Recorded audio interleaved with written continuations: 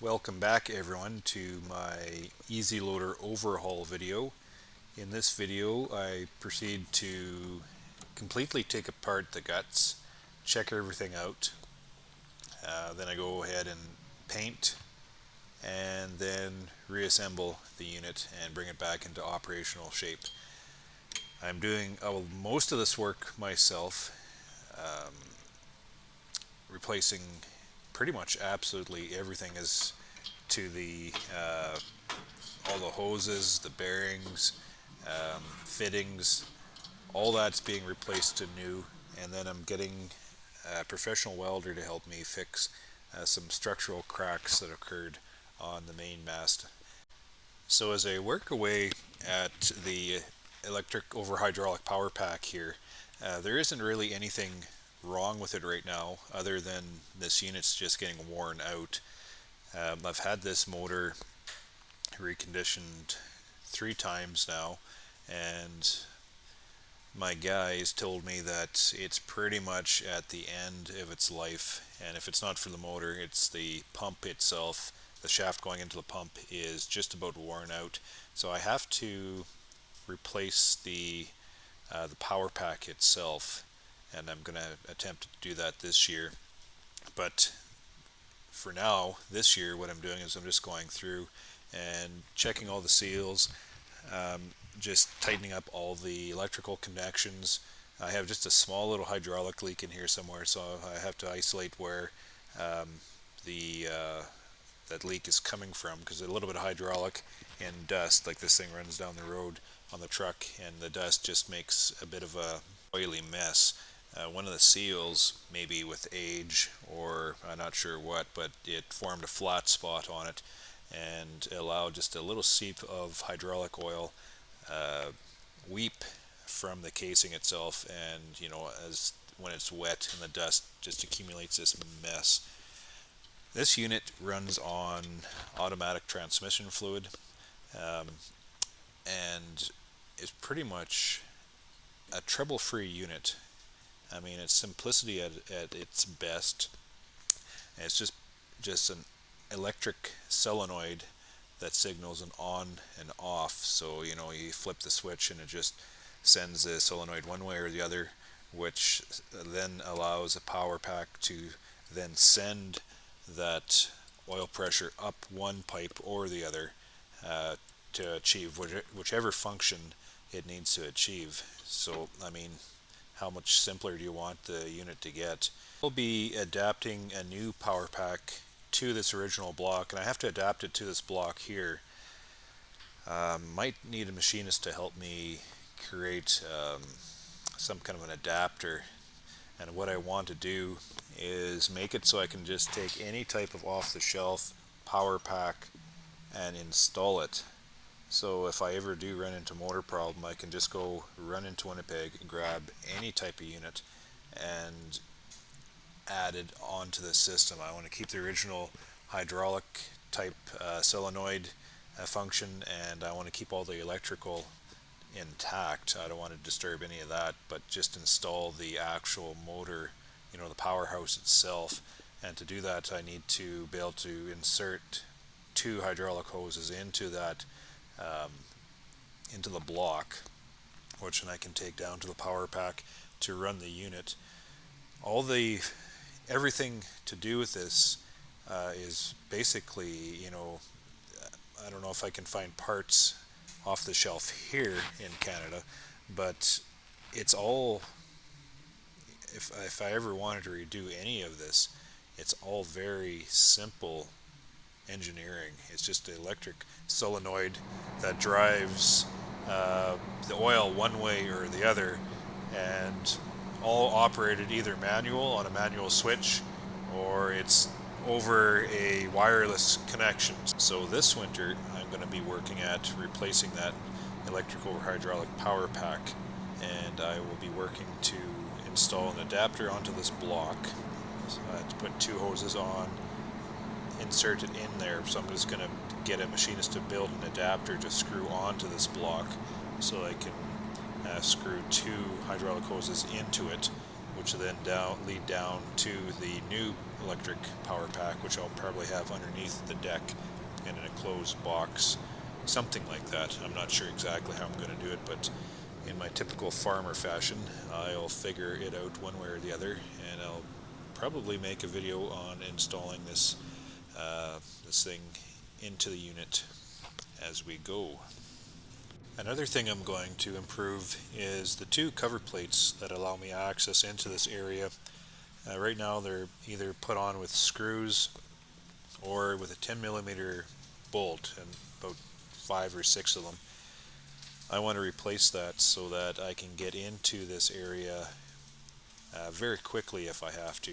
I would probably use snap clips, or I'm not sure how I'm going to do it. I want to make it so it's completely sealed all the same and secured, just something that I can open up this compartment at a moment's notice. And the reason being is because, well, twice now I've had an electrical failure on the solenoids themselves. One of them, the solenoids short-circuited and caught fire, and it took me probably 3 minutes to get into this unit to be able to put the fire out, and I just about lost the unit in my truck because of that. So fire and oil and honey boxes do not mix, and it could have caused a very unfortunate situation. So because of that, I have to prepare and make sure that I can address that situation immediately if it ever happens again. So with that, I will be installing 2 cover sheets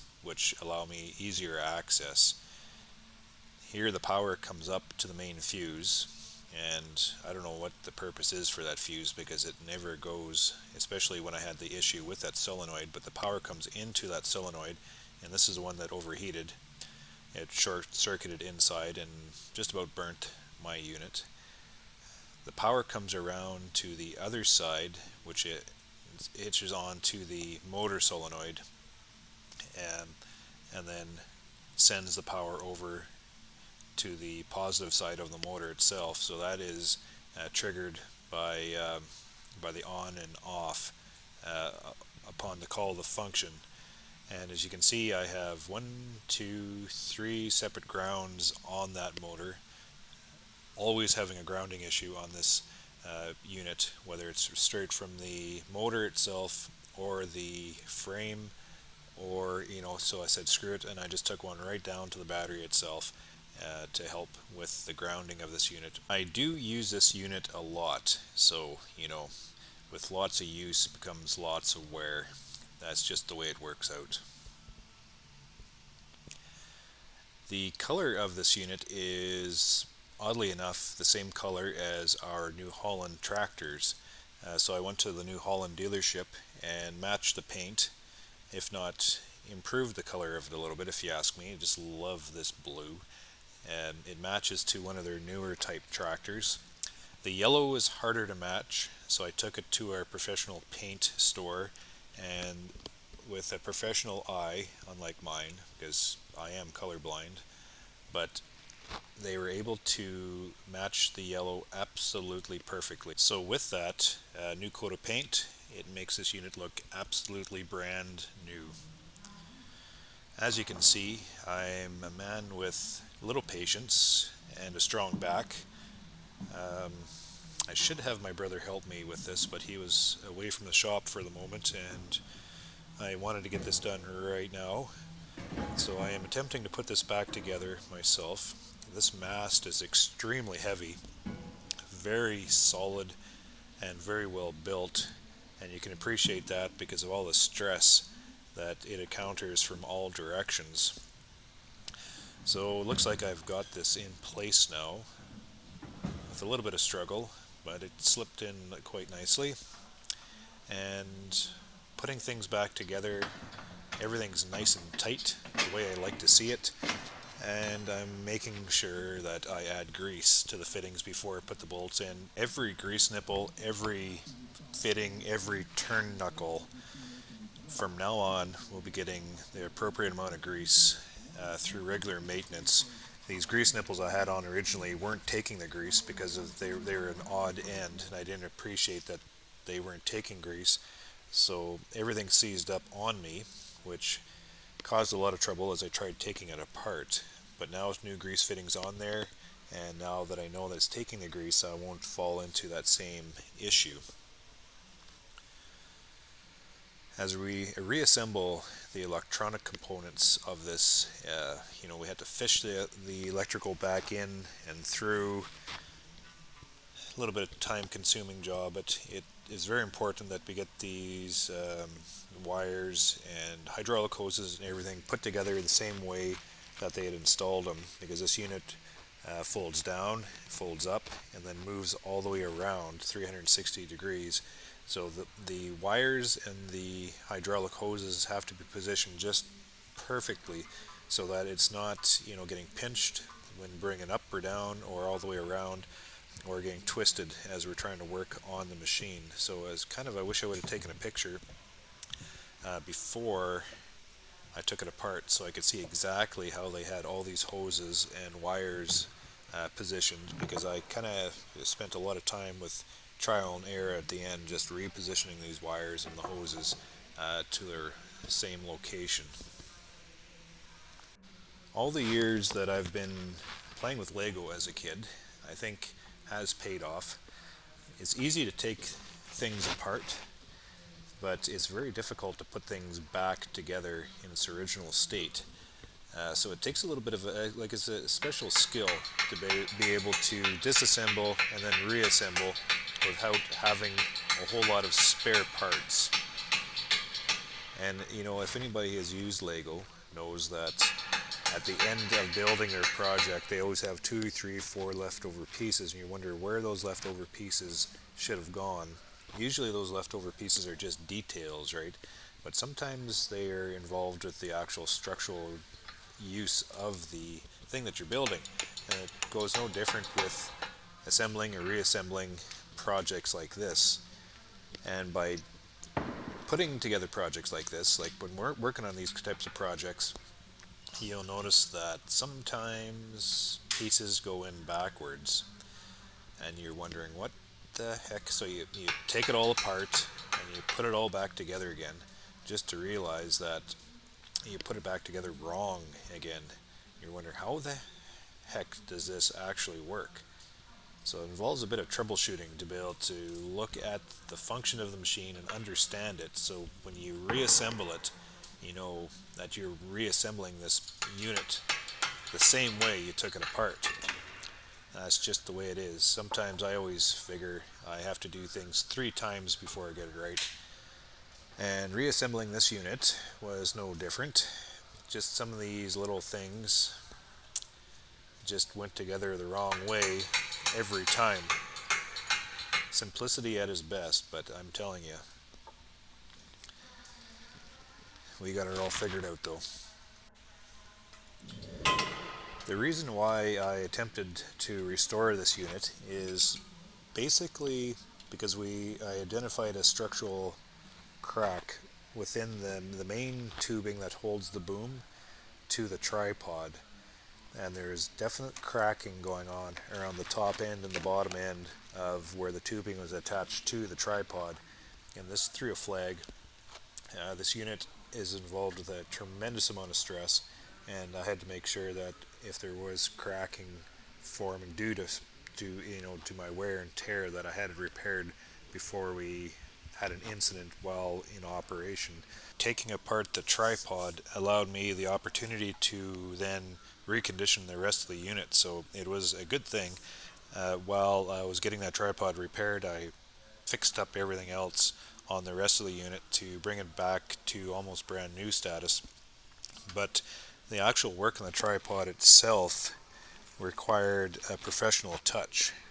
It is way out of my pay grade.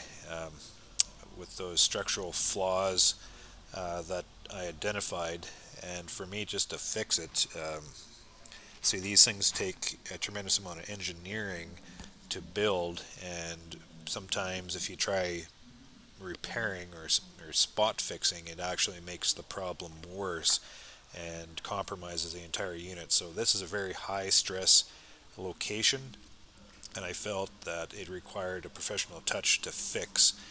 And it's a good thing that I erred on the side of caution there, instead of trying to weld the structural cracks myself, because there's a lot going on within this tripod.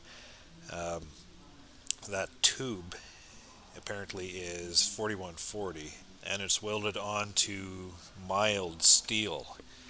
And to be able to bind those two types of steel together properly, it involves a tremendous amount of preparation, a heat treatment, I guess, to be able to then fuse the two together while you're welding. And then after you're done welding it, it has to be left to cool an appropriate amount of time to make sure that the two steels bind themselves together. That was a job for my welder, who is also an engineer, who understands everything that's involved with dealing with these types of materials. And yeah, so I brought that tripod to him to take a look at, and what he did was he identified the gussets as being non-structural, uh, just by the way they were constructed, very thin gauged steel, and he said these are just decorative. So we ground those off, and then what he did was he heated it up and put it into an acid test to see if there was any structural cracks between the 4140 tube and the mild steel. And when we did that, we noticed that the actual cracks we were identifying just had to do with those gussets, those decorative parts, and those cracks did not follow through into the structural integrity between the welds of the 4140 and the mild steel, except for at the very bottom. For some reason it was cracking right along the bottom of where the tube formed on, where it was welded onto the mild steel. So what he did is he proceeded with preparing the piece with the appropriate heat treatment. He welded the structural crack along the bottom of the tube, and then he proceeded with the proper cool down method and repaired the situation. So I'm glad that I was able to tap into some expertise in repairing the structural flaw on that. It's something I would not have been able to achieve, and sometimes it pays to bring professionals in to take care of certain situations, especially when they're very important to the function of the machine, because sometimes when we try to fix things ourselves and we don't have that layer of expertise, we could actually make that problem or situation worse. And with a piece as important to the function here, I had to make sure that I had somebody tackle this with the level of expertise to make sure it was fixed properly, and just to make sure that we didn't see any failure while operating this unit in the fields. As you can see, I'm still a man without patience and still with a strong back, so I am in the process of reassembling the unit, putting the boom back into place. The bearings nicely were stock.